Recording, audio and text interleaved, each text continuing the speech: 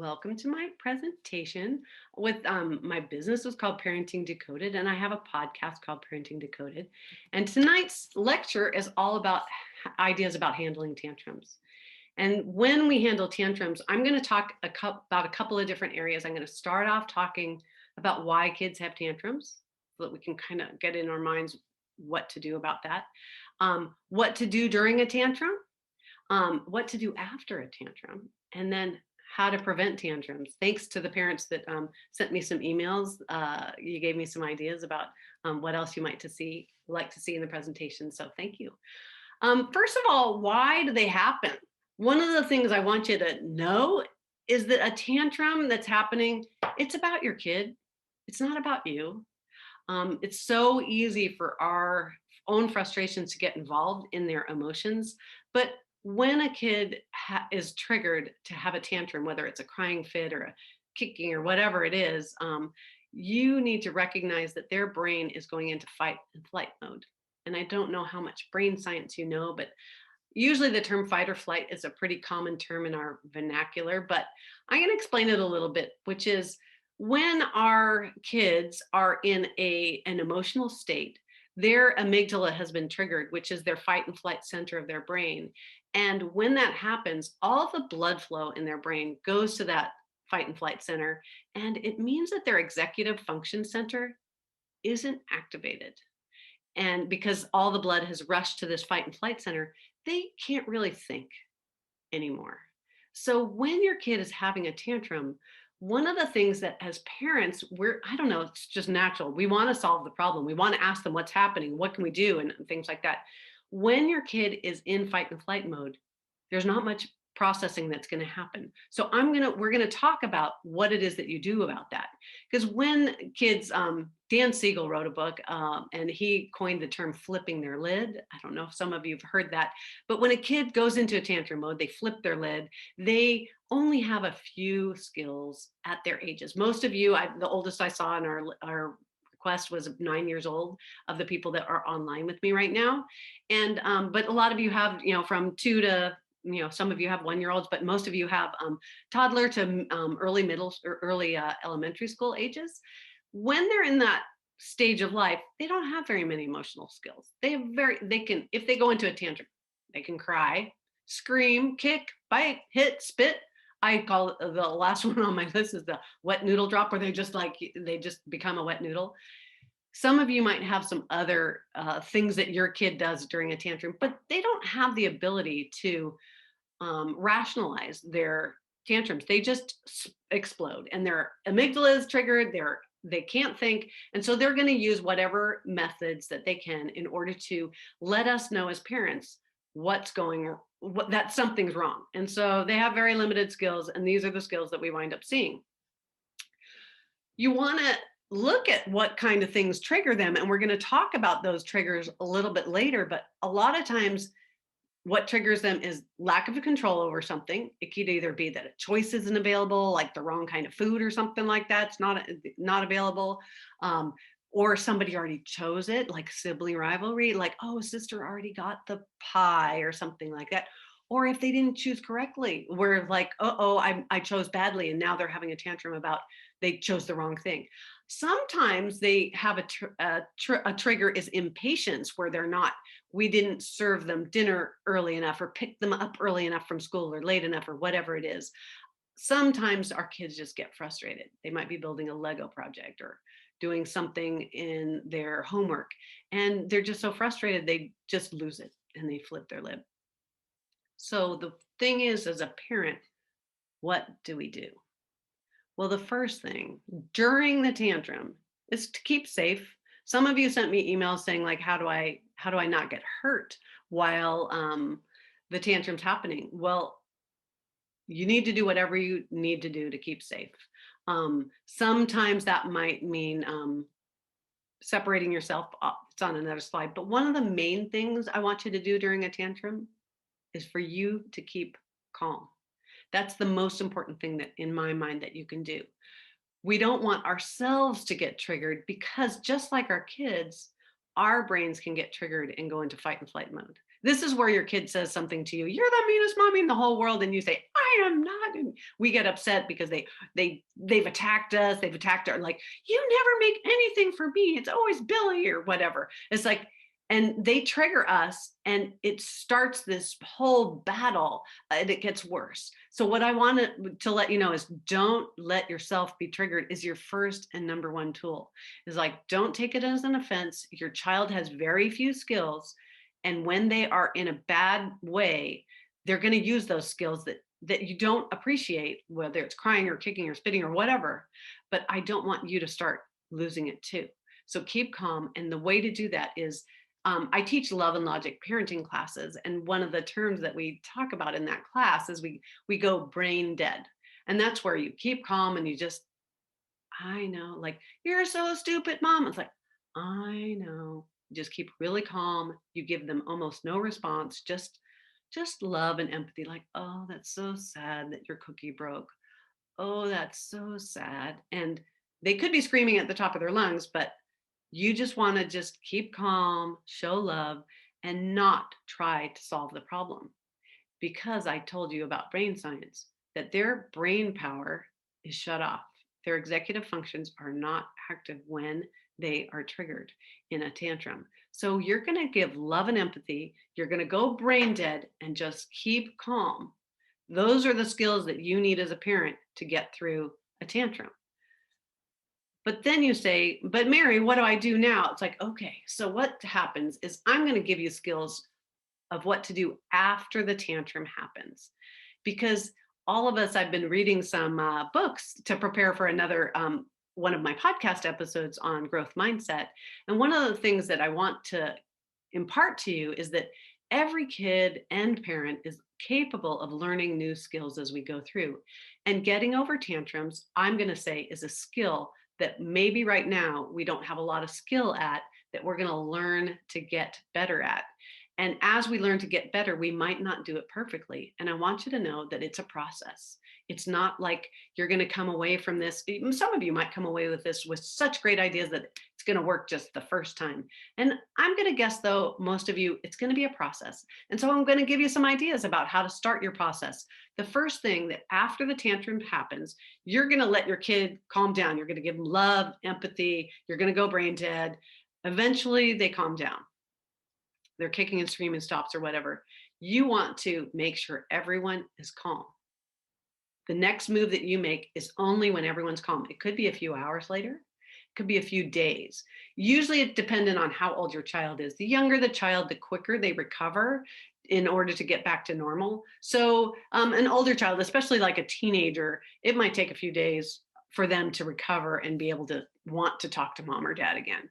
So the first thing I want you to do after everyone's calm is I want you to just validate how they feel. It's like, I could tell that I noticed that you were really frustrated when you couldn't build that Lego.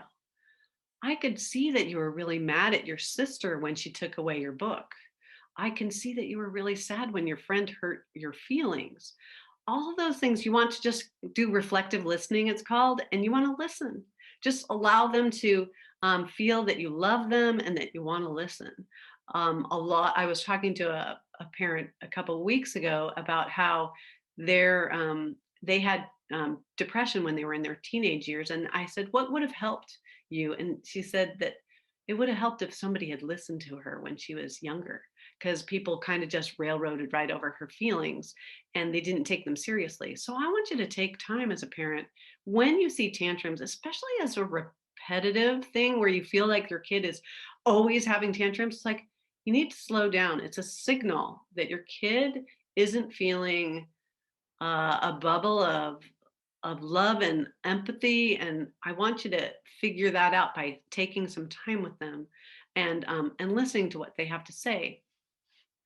And in order to be able to deal with the next tantrum, I want to talk about now what we can do for the future tantrums. And I'm going to talk about something that I call calm down time.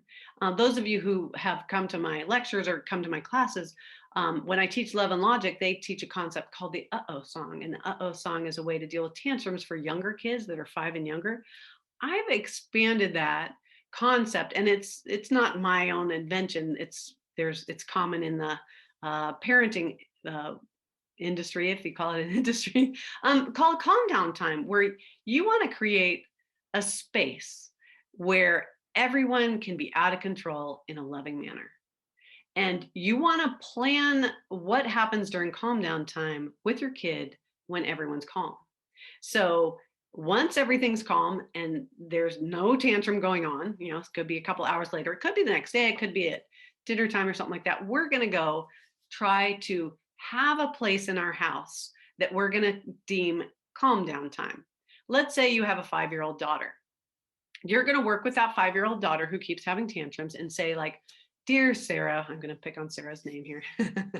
Dear Sarah, I would like you to know that I love you. And I would like to set up a place in our house where you know that I love you and that I realize that you need some space. You need some space to calm down when you're really upset. And when you're really upset, I can't talk to you very much at all, but I want ahead of time for you to know what that space is. And I would have my kid choose that space. Some of you have an area in your kid might have their own room. They might share a room. It could be just somewhere in the house. One family I worked with had a space in the backyard and another one in the garage that their kid felt comfortable in. But most of the families that I deal with, it's usually a bedroom. And you want to make sure that your kid understands that this calm down location that you're setting up isn't a punishment location.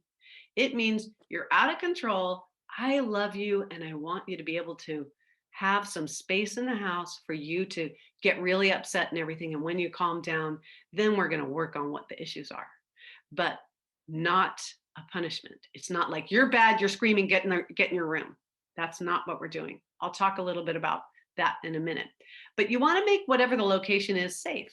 Sometimes I work with parents whose kid likes to throw things. And so if you have a kid who likes to throw things, I would create the calm down space to be things that are safe to throw. Maybe it's only stuffed animals in their room or something like that. And I want you to encourage that it not be like a crib or some of you have really little ones, and sometimes a crib works well for really little ones, but I'm not saying that they have to be in their bed or in a chair or anything like that. I would give them space to roam and to be able to get calm. I would also help your child pick some calming items that go in the calm down space. They could be stuffed toys or animals, could be blankets, their favorite blanket or books, could be art supplies. It could be something that eventually they will see in their room that will help them get a hold of their feelings and calm down. And I want you to preview the space with them. See it like maybe they need a little beanbag chair, maybe they need some soft music, some sort of music player in their room. I want you to create it when everybody's happy. Just say, hey, Sarah, what else? What do you need to help you calm down? And Sarah's going to work with me as her mom, and we're going to put together something that's like, I really need a pink blanket. It's like, so maybe I would be willing to go to the store and get a pink blanket special for my daughter in this calm down space. But I'm not encouraging you to actually go out and buy things for it. It's only if you feel like you need to. I think that there's usually a lot of things in their home that could help them calm down. But it's going to be up to you and your child. Each child, especially if you have 2 or 3 children, you're going to do this with each child, especially the children that are more likely to have tantrums, because our kids tend to go in and out of phases where probably one is more tantruming than the other. But they usually, a lot of you have things that cycle. So now I want you to, okay, you've picked a calm down location, and then I want you to tell the kid what's going to happen during the calm down. I think that it's really helpful for the kid to know that they're going to go lovingly and safely to the location, preferably by their own volition. But for some kids that are smaller and don't quite understand everything, you might be picking them up, you might be scooping them up and lovingly carrying them to their room. And this is where you as a parent might need to be safe.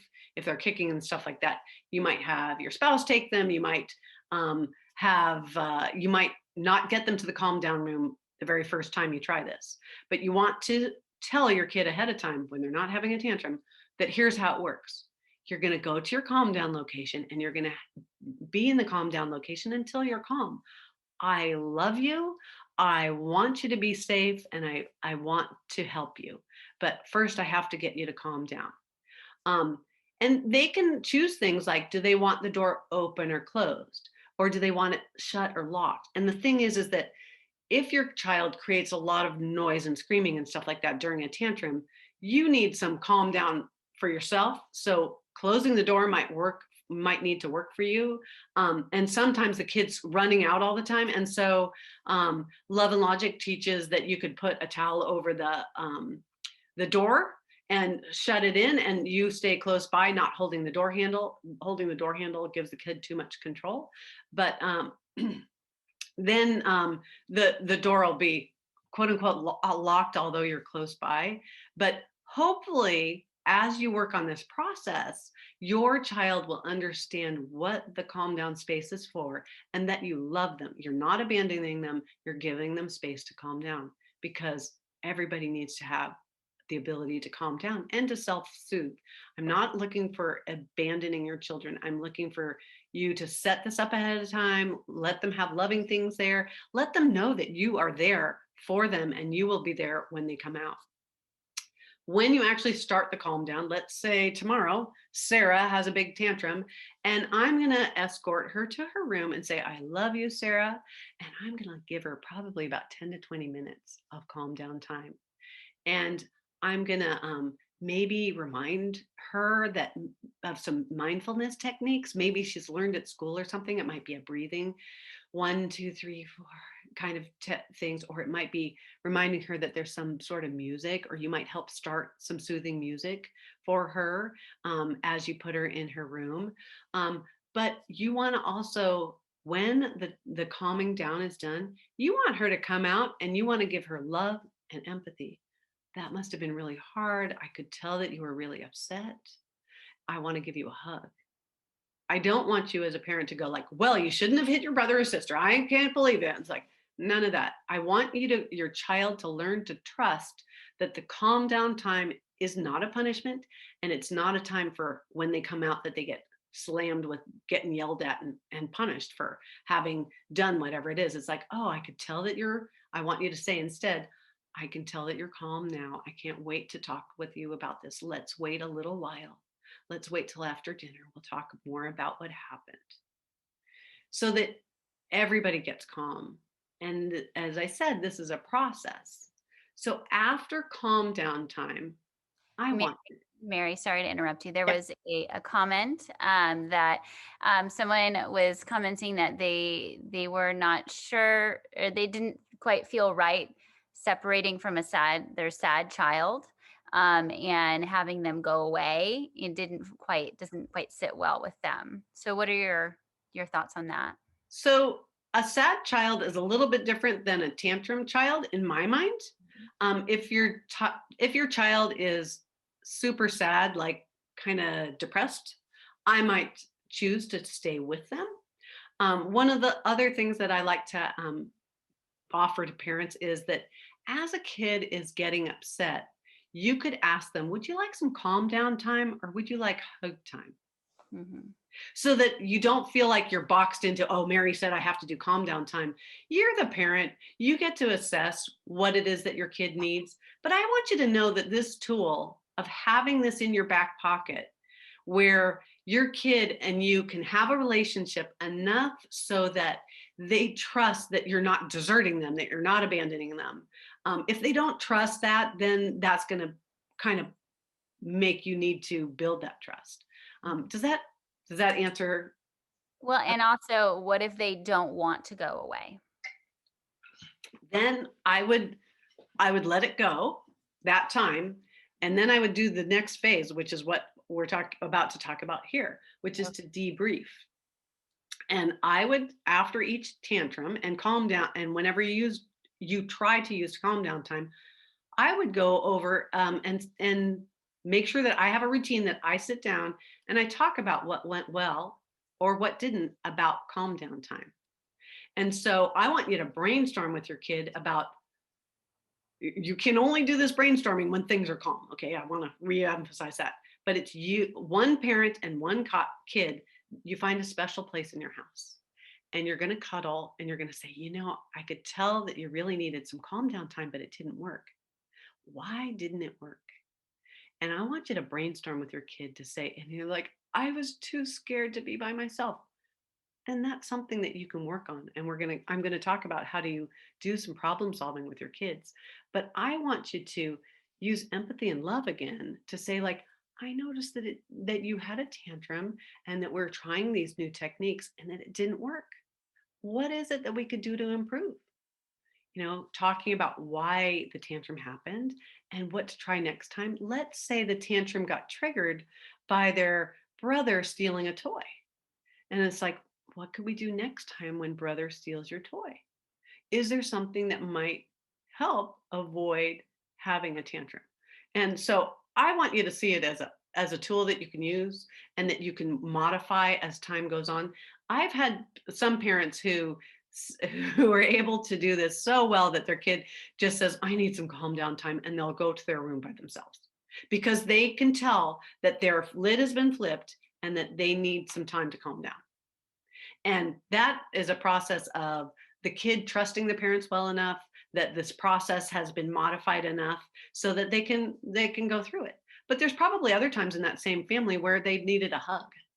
And I think that's totally fine. All right. So if you have a problem with the calm down time techniques and how to solve tantrums, I want you to use Love and Logic has this 5-step protocol for problem solving. And the first thing is like, I'm so sorry that you're having trouble with calm down time. Or it might be, I'm so sorry that your brother keeps stealing your toys. What are you going to do about it? And you ask them, you push the problem back to the kid instead of you being the parent feeling like you have to solve a sibling rivalry problem. You want to start having your kids own some of the problems that are being created in the house, whether it's they are mad about the cookie selection or they're mad that they couldn't, their Lego fell apart. You're going to say, gosh, your Lego fell apart. What are you going to do about that next time? And you ask permission, step number 3, where you say, would you like some ideas about what some kids might do if their Legos fall apart, or their homework isn't done, or their Zoom isn't working with online school, whatever it is? Would you like some ideas? And this asking permission is a little bit of a trick, because asking permission when your kid says yes, it tells you if their brain is open or shut. We were talking about brain science before, and we were talking about the fight and flight. If your kid is still triggered, they will probably say, no, I don't want any ideas. And that's okay. Just say, you're going to go on to step 5 and say, I bet you can solve that someday. I'm here for you. But if they do say, what, mom? Or like, I don't know. And you go through a few ideas, just 2 or 3, about what some kids might do, not what you should do. Well, Sarah, you should really keep your Legos in your room. It's like, it would be, some girls keep their Legos in their room so that their brother doesn't break them. Would that work for you, Sarah? And you ask permission each time you give them a possible solution. You say, what do you think about that? And the idea here isn't that you're trying to actually give them real solutions. You can give them valid solutions, but the idea is to get your child to understand that they have a problem and that they're capable of solving it. And you want to give them some ideas if they need them, so that you get their brain functioning. Because in life, every day there's problems, and we want to, from a really early age, encourage and engage our kids' brains so that they know that problems can be solved. And tantrums often have to do with problems that aren't being solved. And so I want you to transfer growth mindset onto your kids and say, like, and this is one way to do it. What do you think about that problem? Would you like some ideas about what some kids might do? And like, oh, here's a couple ideas. And like, they might hate all of them. And it's like, no problem. I'm here. We can talk more about it later, or I bet you can solve that though. And giving your kid encouragement and in ways that can help them solve problems. So that's what I want to do. But I also want to, before we get off the calm down time, and I'm going to move into another topic, But I want to mention about timeouts versus calm downs. When I was a parent, my kids, some of you had heard that my kids are 23 and 25 now. And it was really popular when my kids were little to use timeouts, where you go sit in a corner, you sit on a chair, and you have, usually it's a minute per age they are, or something like that. If they're 3, it's 3 minutes. If they're 5, they're 5 minutes. And it's usually a punishment. And you do get compliance. You can get compliance where you're like, you hit Billy, go sit in the corner, go have a timeout. And then you set a timer and they get up after 5 minutes. But most of the time, you guys are all on this Zoom meeting because you have kids that are in a tantrum, who have had tantrums. And how many kids are done with their tantrum in 5 minutes when they're 5? I would say almost nobody, but they might be done in 10 minutes. They might be done in 20. I worked with one parent where their daughter wasn't done for 45 minutes. And we actually had to regroup and come up with some new ideas. But there's some kids that are going to take a long time to recover and to calm down. And that's okay. And that's what calm down's about. It's that it's not a punishment. And you don't have to. I was really interested to see how many parents, when you were young, did your parents ground you to say, like, you did something wrong? It's like, you're grounded, or you had timeouts. Did it ever make you want to not do that thing again? And what were you thinking about the whole time that you were on timeout or you were grounded? Like, most teenagers might remember being grounded, which is sort of a similar to a timeout. And all they can think about is how mean mom is or how mean dad is. Like, was that what you really wanted them to be thinking about? You wanted them to think about they shouldn't have hit their brother. They shouldn't have taken the cookies, without permission or something like that, or the car without permission. You want them to be thinking about those things, not about how mean you are. So that's what calm down, if you can set it up, especially at an early age, that's like, it's meant with love and respect. And we want it to get to the child's heart about, like, oh, that, yeah, we need to think about why it is that we're upset with our brother, and that we can use words in order to say that our feelings are hurt, that our brother stole or broke our Lego or whatever, or that some friend was mean to us. We don't want them to be just being punished for having bad feelings about our brother. We want to be able to be encouraged about how do we use personal skills in order to get over those problems. So that's the difference between a timeout and a calm down time.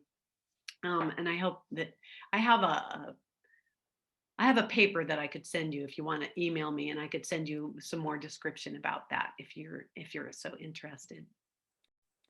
Um, Mary, Yeah. before we get too far along here, we have a couple comments. Do you mind that if I read a couple? Yeah. Okay. So this one was in regards to, like, the sending them to their calm down space. So what do you do when your child refuses to go to the calm down area? Before, I'm offered her the choice for the door to be open or closed, like the Love and Logic book. But when I have closed the door, she literally is trying to knock the door down, and then it becomes a battle, which I don't want. So when that situation is happening, what would you suggest? Well, one of the things I'm trying to encourage right now is that you let that tantrum pass, and then you have a debrief of, like, and you talk about what it is that needs to happen for her to stay in calm down time until she's calm. And so one family that I worked with is like, okay, they put some foam on the back of the door so that she could kick the door.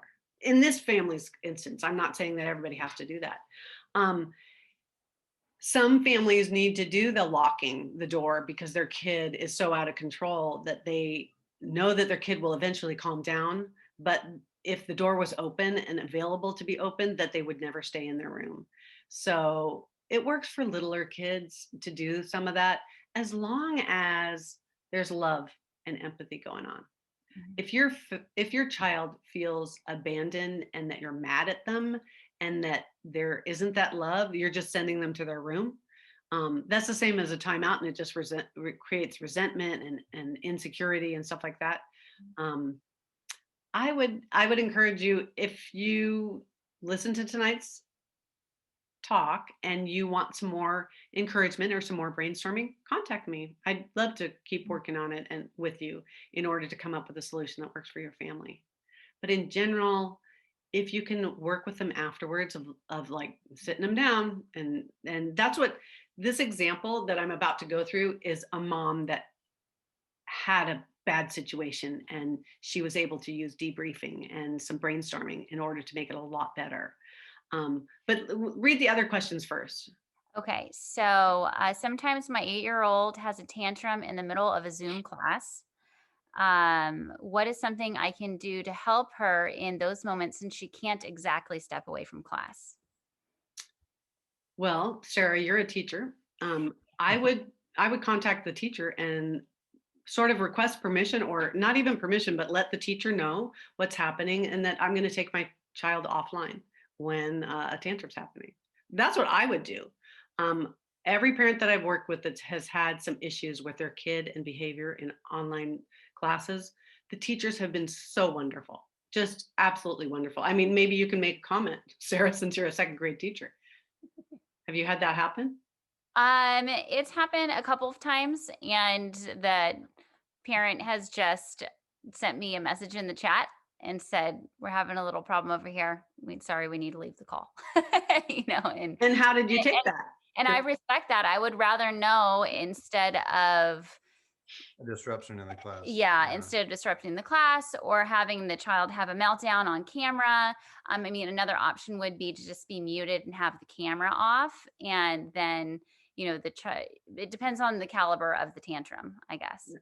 And Um, I love that the parent texted you. You know, they messaged you. It's like that's what you should do. You should message the teacher and work with the teacher to let them know. the teacher needs to know and understand, well, why did they just leave the call? So as long as you are informing the teacher why, they shouldn't have an issue with it unless it's an ongoing situation that needs to be addressed. Yeah. You know? Yeah. I think that's a great place to start. What about if you're in a public place and you're not at your home, you're not in your typical spot where they know that, hey, I can go take my pink blanket and go in here. I mean, what are your thoughts about that? Well, if you have really little kids and you have a stroller, they can be in the stroller and have calm down time, and you could set that up ahead of time. I was talking to some family who knew that they were going to go to the in-laws for extended period of time, and it's a little tricky, oftentimes with grandparents who don't understand what you're trying to do. But some people are lucky enough that their parents will, meaning the grandparents will. It's like, just so you know, Sarah really needs some space, and so I'm going to have the guest room that we're staying in is going to be her calm down space. So don't get upset. This is what we do in our family. But some of you won't have that flexibility. Your in-laws, your grandparent, they're going to be judgy and all that kind of stuff. So Daniel, you just do the best that you can at the time and then address it again when you're home Mhm. and have a debrief about like, gosh, I noticed Sarah when we were out at the park and you had a tantrum. That was really hard. Or you were at grandma's or something like that. I would talk about it again. A Mhm. lot of times parents of young children have a really cute window of time at bedtime where the kid will start chit-chatting and you could say like, I noticed it was really hard for you at grandma's today. Can we talk about that? Mhm. And bringing it up in a really loving way when everyone's calm. I keep stressing that. It's when everyone's calm is that oftentimes the families that I work with are so rushed and pressed for time that rather than taking that extra time to stop and say like, tell me, Sarah, about that, they just rush past it and it doesn't resolve the angst. And so when I have a mom who has 4 kids that I'm working with right now, and her second child is just the squeaky wheel. He's always doing something wrong. And she and I have worked together, and she has now allocated special time every single day for that one child that's the squeaky wheel, and it's changing him. It is changing him. And that's what we need to do when our kid is repeatedly having tantrum after tantrum. Oftentimes it's a lack of trust. It's a lack of being able to know that their emotions are okay and that you're going to be there and love them. And sometimes it's attention getting because they're not getting your attention any other way. But if they scream, you get their attention, they get your attention. It's all that negative attention that you've heard about in life, that like, well, the squeaky wheel gets the oil or whatever. It's like, you want to let your kids know that you oil the non-squeaky wheels. Like, nope, we take care of everybody. And when anybody does get squeaky, it means they may need more love and not necessarily punishment, is what kind of the thing is. And any other questions before? Yeah. Is it important for kids to identify their feelings during calm down? Do you recommend any resources for feeling identification? I don't have any off the top of my head. I have some Pinterest pages. If you look up Parenting Decoded, I have a whole bunch of Pinterest pages on all sorts of different topics for parents. But I think that it's really important for them to identify their feelings after the tantrum, after calm down is done. And calm down time is the time they're getting calm. And that debrief time is when I talk about it. Mm-hmm. Okay, then there was one more. I don't think my child has ever calmed down on his own. He needs us to wipe his eyes, then get his lovey, and then get another lovey. And Okay. so All right. And the question is? I think just what do you do? Yeah, what do you, because they never been able to calm Tactics. down on their own. Yeah. Well, I would do a debrief with them. I mean, it sounds like they might be young. I don't know if the parent can write how old that child is. But if they already have a routine where they get a lovey, then another lovey. He's 4. Okay. Okay. Thanks. When he gets, I would set up a calm down area of like, hey, let's make sure today we have a calm down area already. We're going to put 2 loveys in there. Maybe there's a third lovey that they're not thinking about that they could, and you just make it you make it special. It's like, yeah, let's do it. Let's sparkle, like have happy spray or something, get a water bottle with spray or something. I don't know. But be creative and allow that area to be something that, and get them their own box of tissues that they could wipe with, although some people might not want tissues all over the bedroom. But it's like, it depends on how much of a burden the tantrum is to you as a parent who's constantly having to wipe the tears and everything like that. It's like you transferring that. It's like giving them the skill of knowing, like, I can tell that, you were out of control. And like, it seems like you just needed some calm down time. I sure love you. Let's try this. Let's try this once. Let's try this week. Like, you don't have to make it seem like it's going to be forever. You can give new skills to kids in chunks and just say, like, let's try 2 loveys and see how it goes. And it's like, oh yeah, I could tell that you needed mommy. Let's try it again next week. It's like, it's okay that it takes a while. And I just want you to know that there are things that you can do. Some people are going to get, you're not going to be able to manage it, and that's okay. But I want you to know that there's some things you could try. Mm-hmm. And if you want more ideas about what to try, I love brainstorming with parents. It's just so fun for me. And so if the things I tell you tonight don't work, just email me, and like, I'll be happy to chit chat with you and give you some more new ideas. Great. So one more, Mary. How do you explain to the older siblings that you aren't letting your little brother off easy? Meaning, like, he has a tantrum and then he gets to go calm down or something? Sorry, that wasn't very clear. I have 2 13-year-olds that look at their little brother as like getting off easy when I don't like punish him for some of this behavior. Because I kind of know he's really frustrated. He's just having a hard time, and they didn't really do that when they were younger. And so they can't relate or understand. And they kind of complain to me, like, you just let everything slide with him. And they think that I'm sort of letting him off the hook. Yeah. What I would say with a 13-year-old is like, aren't you glad I'm learning to be a better mom? Yeah. I mean, it sounds snarky, and I don't mean it snarky. I want one of the skills we talked about earlier in the talk was brain dead. And with teenagers, you got to go brain dead. Like, oh, wow, that's interesting. I'm so glad you noticed. Okay. And just say like, yeah, it was so hard for me. It sounds like they're twins.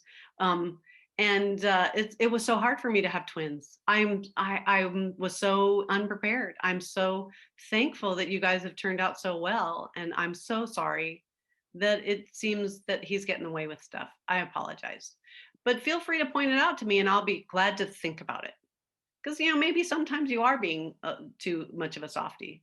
But, as we have more kids, we get softer because we don't have to, we sort of get perspective. I'm assuming you might have perspective now about like, was it really important what shoes they wore to school as long as they have shoes on? Yeah. It used to be that it was really important. So, so what do you think of that? Would that work?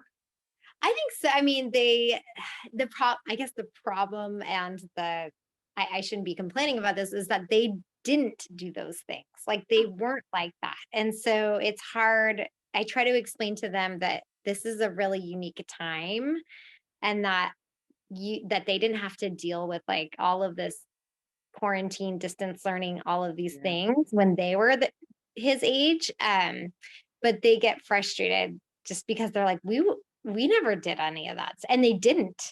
Yeah. Like, Well, so, you being okay saying like, I wouldn't defend myself too much, meaning yeah. I want you to not argue with them. I Yeah. want you to, when things are calm with the the 13-year-olds, I want you to just say like, let's talk about that. Let's talk about what the differences are. What do you think the differences are? Yeah. Ask them open-ended questions. The older the kids are, the more open-ended you want the questions. What do you think your biggest challenge was when you were 5? Yeah. Okay. Cause they get really mad at him. And I feel like there's resentment building up. And it's like dividing the family.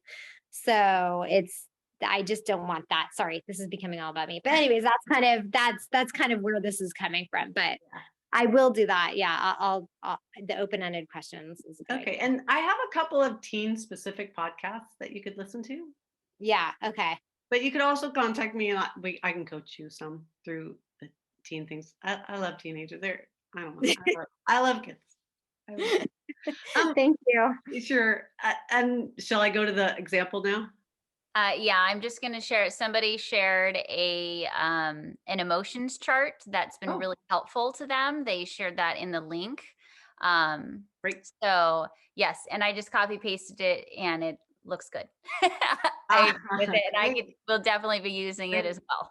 Actually, I go to Westgate. I go to Westgate Church, and I lead a life group for young families, and one of the moms did that. She has an emotional chart. I should send that out I can send a link after. So thanks, and because I won't see or maybe you can email it to me, Sarah. Yeah, it's from Grace, so she has the Um, contact. So what I want to talk about in this example is it's in one of my podcasts. I think it's in the third podcast about it might be in my tantrums podcast. And it's somebody had taken my parenting class and she had a 6-year-old girl who was in first grade kindergarten or whatever. And the mom was a Girl Scout leader and her daughter was having tantrums in the Girl Scout meeting that she was trying to lead. And it had happened multiple meetings. And I think Girl Scout meetings are like once a week or something like that. This was about a year ago and before pandemic. And obviously, since we can't meet. But the mom called me and she says, Mary, I don't even want to go to the meeting tomorrow. It's just so awful. Her daughter just gets more and more amped up and more defiant, and it's just terrible. And I said, so she and I talked, and she decided that she would brainstorm with her daughter. So this is the debrief thing. Like her daughter's already had the tantrums. And mom wasn't very prepared. It was in a public space. And like, what the heck do I need to do now, Mary? And I said, well, you need to debrief. And so what she did was she set aside special time. She had a 3-year-old daughter at the time as well. So she made sure that other daughter was off doing something else. And she had special time for just her and her daughter. They sat on the beanbag chairs in her daughter's room and they cuddled and they talked about what it could be at the next Girl Scout meeting. They talked about what made her daughter mad and set her off, what triggered her in the previous meetings. And she said, you weren't paying attention to me, Mom. And that made me and then when I was misbehaving, I got worse. And the daughter, even at 6, she even knew she was getting worse. She knew it was getting bad. And the mom said, and they worked out some signals about how to tell Mom in a public place that she was not feeling well in terms of mentally. It's like Mom also the two of them spent some time together finding out a signal of when Mom needed her to calm down. And so they went through, the mom said they had the best time going through her like little trinkety toys that little girls have. I only had little boys, but the girls have all sorts of trinkets available. And so she said that she picked about 5 or 6 different trinket toys that could be the signal about Mom. If she held up the little teeny bear, it meant I knew, I saw you, I see you. And so sure enough, they picked out a special code. This item was going to be the code, and they put it in the backpack before they left for school the next day. They also talked in this cuddly special time about how her daughter can't really eat sugary things, that it sets off her energy and stuff like that, and that she needs to bring healthy snacks because they always bring cupcakes to Girl Scout meetings. And so the daughter said like, yeah. And so they brainstormed about what snacks she could put in her backpack. This is all stuff they never took the time to deal with before. And so they go to the Girl Scout meeting, and her daughter starts acting up a little bit. And but it was fine. And they had a way where Mom could say, you're allowed to go out in the hallway and calm down and stuff like that. They needed it once. And then little sister, I said there was a 3-year-old, they were doing an art project, and little sister came and tromped across big sister's art project and ruined it in the Girl Scout meeting the next day. Mom was just like, and so Mom went to the backpack and pulled out the toy, the signal that they had agreed was their calm down signal. And the daughter felt so special that they had this special communication worked out between the two of them, that she immediately calmed down. She did not get mad at her sister. She didn't whack her sister. And they wound up just having the best time, because Mom had taken the time to listen to her daughter about what she needed in that space, and to be able to have these special signals. And the daughter said, can we change the signal every day? Every time we go? And the mom's like, absolutely. And they would have fun picking out the next signal. So they met up again after that meeting, and Girl Scout meetings are a breeze now. But it took time, and it took a tantrum to happen where the mom could debrief and say like, hey, what can we do next time? And that's a lot of times what, it's like when you have sibling rivalry going on all the time, like we don't tend to debrief very often. Like, how could we get along? And like, what happens when we, have sibling rivalry? And like, okay, let's have a family meeting and decide what happens when 2 siblings or 3 siblings are fighting. Oh, okay, everybody has their own calm down time and everybody goes away. That you get the whole family to agree what the pattern is. I think I have a whole podcast on family meetings and getting people to communicate expectations. And I think a lot of times tantrums happen when there's not good expectation setting.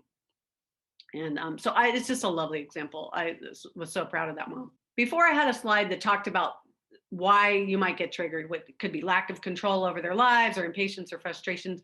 I'm going to talk about things that you can do to avoid tantrums, because that's one of the things that I can give you. And if you've come to my presentations before, these are going to sound very familiar. Or if you come to a Love and Logic class, it's just a refresher. And the first thing to do is you want to have give your kid choices. And the choices allow your kid to feel that they have some sort of control over their lives. And when you do that, you're going to make sure that the child isn't cornered into a box. Instead of saying, drink your milk right now, you just give them a choice. Like, would you like to drink milk out of the red cup or the blue cup? You don't really care which cup, you just would like them to drink the milk. So you don't corner them into the box, making them pick a yes or no question. You're not cornered either, where you're trying to force them to do one thing when you don't really care. Like, would you like to brush your top teeth first or your bottom teeth? You don't care as long as they're brushing their teeth. You only give choices you like. You don't give choices if you don't want them to be eating candy, you wouldn't make candy be one of the choices. But giving choices to kids, especially little kids, it can be super fun. A lot of you are probably in the mode where you have to get your kids to bed and you tell them like, okay, it's bedtime, and they don't want to go. They're too busy. And so you could say a legitimate choice would be, would you like to go to bed in 5 minutes or 10 minutes? Knowing full well that 10 minutes is just fine. Would you like to brush your teeth first? Or would you like to put your pajamas on first? And all those little things can make their brains get activated so that they're not focused on, no, I don't want to brush my teeth. It's like, oh, and in order, as we're giving our kids those choices, it's really cool because it activates their brain and trains them from a really early age that there are choices to be made in life. One of you wrote into me, I asked you to email if you had some special tantrum questions. And one of you said that the choices, that your kid would have a tantrum if they picked a choice and they didn't like the choice later. Like if you are going to go left or right at the corner, you don't care which one they go, but they get really frustrated with themselves if they pick left and they picked right and they should have gone left. And when that kind of stuff happens, you need to make it fun somehow, is what I would do. Is like, would you like to do a circle and then go to the left, or would you like to hop and go to the right? Sort of distract them from making that choice. That might help in that situation, but usually kids can be distracted. Would you like to a lot of you probably have to do car seats and booster seats and stuff like that. Would you like to hop to the car, or would you like to walk backwards to the car? It's like knowing full well that you're going to go to the car. And lots of kids don't want to go to the car. They're busy playing at the park, or they're busy with their friends or something like that, although we're in a pandemic. So maybe they aren't seeing their friends right now. But at times where you need to do transitions, using choices can be really helpful. It could be either choices about time or the way you get into a transition, like I was saying, like hopping or skipping or something like that. But make it fun and make it enjoyable. Make it be like, would you like daddy to carry you to bed on his shoulders, or would you like me to put you on a piece of cardboard and pull you to your room on a piece of cardboard? Why not? As long as you have the time, of course, to do that. So choices, don't forget choices. The next skill that you want to use to avoid tantrums is setting loving limits. And that's where you state what you will do. I read books to kids who've brushed their teeth. You keep it positive. You don't say, I'm not reading books to kids until they brush their teeth. I'm not going to read you books because you didn't brush your teeth. All those have negative connotations that we want to keep out of our homes. We want to just say what we will do. I serve snack to kids who've washed their hands, knowing full well that your kid has a choice. They have the choice to wash their hands and have a snack, or if they don't wash their hands, they've chosen, you didn't tell them, they chose not to have a snack. And if you think that they're going to die of starvation because they didn't have a snack, then you might contact a therapist because they probably aren't. But I want you to know that by giving really positive limits, that you can get a lot of things done. And this is something that you talk about in a family meeting. Like, what do you do? Like, I allow kids to eat dinner at the dinner table while they're seated. And that implies that when they are not seated at the table, that dinner's over. And you just scoop their food up. And I have a podcast on food issues. And it's just how to set up your family with loving limits about food. It's like, instead of feeling like you're a short order cook or something like that, you just set some loving limits. And it can avoid tantrums because people know ahead of time how you're going to react, instead of like random, like, you can't have a cookie or you can have a cookie. Like, they don't know when cookies are. I just worked with a family they were having trouble with snacks in their house. And the kids were just feeling like they could eat snacks whenever they wanted, however they wanted, whatever was in the pantry was theirs. And so they had a family meeting about communicating with the family what's an acceptable snack any time of the day, what kind of snacks they could have once a day, twice a day, whatever. They just mapped it all out, and what snacks are completely off limits. And it has just, the mom, she is just so thankful that she now has like a few more things to a few more breaths a day that she gets to have for her, instead of saying you can't have that, or being shocked or mad or whatever about the kids eating things out of the pantry that she had intended to cook for dinner, or use for a birthday cake or something like that. So setting those limits and keeping them really positive is what you need to do. And then you don't need to lecture a lot. You don't need to say why you're doing things or what you're doing. Just communicate. It's going to help a lot. Lastly, I want you to avoid tantrums that have to do with mistakes. Sometimes, let's say the Lego issue, you want to allow your kid for the Lego to break, and give them empathy and love. That's when you like, do you need a hug? Maybe they don't need, over time, if you let them know that it being acceptable that they can't build a Lego today doesn't mean they're never going to build a Lego. That growth mindset idea about like, oh, yep, when we make a mistake, it's just a great opportunity to grow our brains. And we want to grow our brains to be bigger and better so that we can solve more and more problems in our lives. How about parent tantrums? Here's my lead in. Sarah's going to put up a link to, I'm doing a parent tantrum seminar on parents and anger and what to do from your perspective, how to not flip your lid. And my most popular podcast, I was pretty shocked that this happened, but of all the podcasts that I've done, the most listened to is my podcast on parents and dealing with anger management. So I'm going to do a special Zoom seminar just like this for an hour and talk about those techniques that are in that podcast and then some, so that I can help just have some more discussion about parents and anger, since it's definitely a sensitive subject. Okay, we're coming to the end. Do you need help? I love my podcast. I really think it's a great library of, if you like how I deliver a message about parenting, it's a great place for you to go listen to Mary. It's just a library that 24/7. And all of my podcasts have transcripts that go along with them, except for my most recent one I did on educational testing. It's a live interview and I don't have a transcript for that, but everything else I do. And there's different topics. I happen to list one about punishment and family meetings and stuff. But here's how you contact me. All of you have Mary at parentingdecoded.com would be the way to get to me.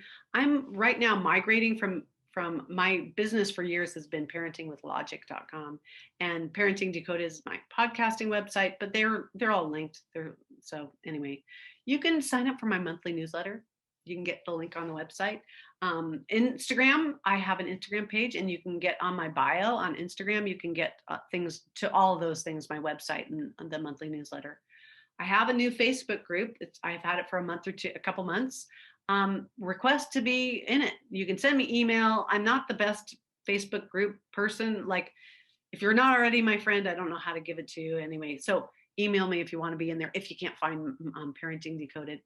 I am going to teach a class again, but probably not till after the pandemic's over, whatever that means. And I do hourly coaching.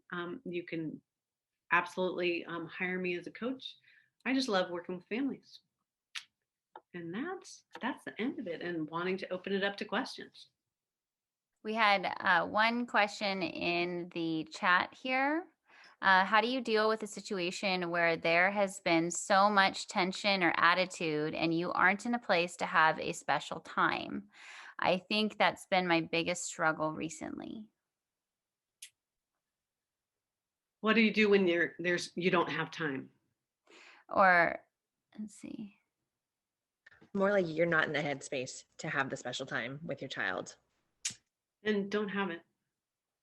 And tell your child that you can't have it right now, but that you'd like to have it. That's what I would do. I think that it's really important to communicate, even if it's to say that you can't communicate right now. Because there's going to be times where you as a parent don't have the bandwidth, emotionally or physically or whatever. Like you're in the middle of a big project for work, or you're just too pissed off at them. Then it's the thing that you call is like, I'll talk about it later. You should feel free as a parent to say, I can't talk right now. I'll talk about it later. And just hold to that. And you don't have to explain why.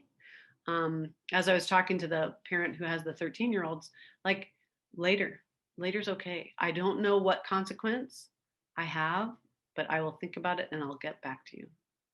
And being able to say that confidently and calmly is going to be really helpful in the long run. Just being honest about like I'm not in a good space right now. Is that helpful?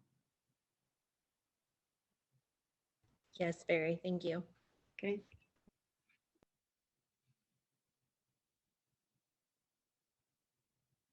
Other questions?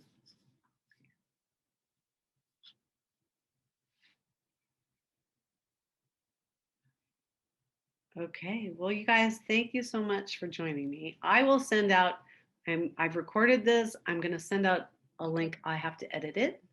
But thanks for joining. I hope you found it useful. I'd love any feedback that you guys have on what else you might like to see as well on the podcast. But feel free to go to my podcast too. I'd love to continue to support you that way. There I was- have a quick question. Yeah. Oh. Yeah. So I have a child that quickly turns her tantrum on and off. What is the best situation to do there? Like how quickly?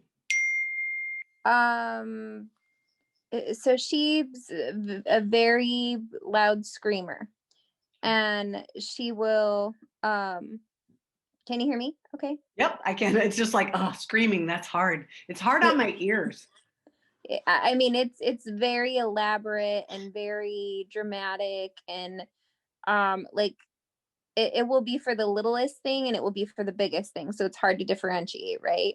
But what's really frustrating is that she quickly turns it on and off based on how we react to it, I guess. Like, how do you teach her? Or we don't want to keep punishing her over and over, but we do want to correct the behavior, of course. Yeah. Well, based on what you've told me, it sounds like she's manipulating you. Mm-hmm. So that's not quite a tantrum behavior. I mean, she's using a tantrum to control you and Right. your reaction to her. So you have to set some boundaries about like, oh, if you're going to be screaming, then then we're going to go to your room. And Right. when you're not screaming, and you have to be really consistent about what that boundary is, whatever boundary you do set up. And it doesn't have to necessarily be a punishment. You might try to get to the bottom of like, why does she feel she has to control you that way? Is it that you have another sibling that she thinks you're spending too much time with, or Yeah, I think that's a big part of it. We have 3 small children. yes. She's 5, and I have a 3-year-old and a 6-year-old too. Yeah. So that's, the squeaky wheel thing that I was talking Mhm. about with that other family who has 4 kids. And so you allocating time with her special? We And are, and that does seem to work, of course, but um she's just so elaborate, and like she's acting like, she's she's screaming at the top of her lungs sometimes, and of course we just want to get it under control, but it's so frustrating because it's like she will do it for the littlest thing, and it just seems so repetitive with her. so And another big thing too is when we try to talk about it with her, she ignores it. Like, she doesn't want to bring it up. Or if she's done something wrong, like say she's tried to hurt one of her siblings or something, and we try to, talk about it, she will act out the tantrum all over again, even after she's gone through the calm down phase. So there's another technique that I teach called the energy drain. And I don't know, what do you think, Sarah? Sound like an energy drain to you guys? Or there's a couple of Elizabeth and a couple other long-term Love and Logics people are on, but it's basically draining your energy when she does that to you. Right. And as she drains your energy, just say like, oh, this is so sad. It really drains my energy to hear you screaming. Why don't Mhm. you, I don't have any energy right now to make dinner. So I'm going to just sit here on the couch until I can recover. And, And then that's when she'll start getting like disruptive, like to the point where of course we have to remove her from the situation. Yeah, and But you can remove her from the situation, and in the end, she's going to have to put your energy back somehow. Like I read Mhm. books to girls at night who put my mommy's energy back. yeah, Um, you And you you have to do set that up a not pattern affect the of other child. her understanding. Whining what? fits into And the you do same. that not affect the other child. We're not going to read you books, but then it becomes a consequence for the other daughter. Okay.